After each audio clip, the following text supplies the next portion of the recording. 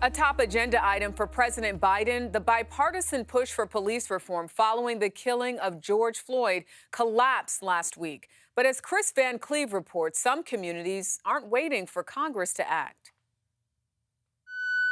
Police respond to a suicidal man in June. He's got a knife outside the train station in Aurora, Illinois. The officers called for backup from a social worker. Some less lethal. And after about an hour, what could have been deadly ended peacefully. We're not afraid to try new things. Keith Cross is Aurora's chief of police. The 27-year veteran runs the second largest city police department in Illinois.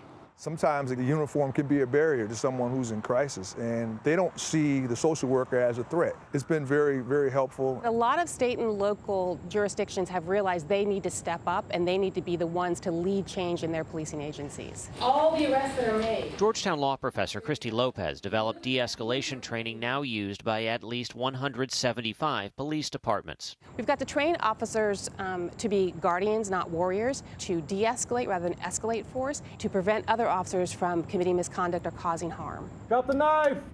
For Chief Cross, that better training is the key. They're going to play like they practice, and so they're going to take things slow if they can. They're going to try and de-escalate. We're going to use the least amount of force that we have to use. Just go ahead and drop that knife for me, okay? The department just started using this immersive virtual reality system.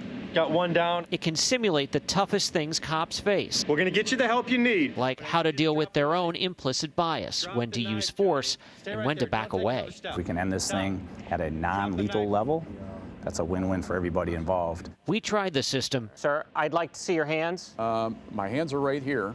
And it becomes very real, very fast. Sir, stay in the car. Sir, stay in the car. My response during this simulated traffic stop was to draw my gun when the driver unexpectedly got out of the car.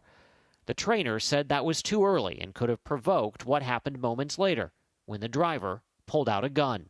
Whoa, sir, put the gun down. Put the gun down. It becomes real. It becomes real, and it's good to watch officers go through that to see how they react to that. Come on, just do it for me. Drop the knife. The department is also using 16 LL squad cars. The initials stand for less lethal. The units carry things officers can use instead of their sidearms, a gun that shoots pepper balls and another firing hard foam projectiles. A recent survey showed 90% of Americans supported more training for police, and departments nationwide are making changes.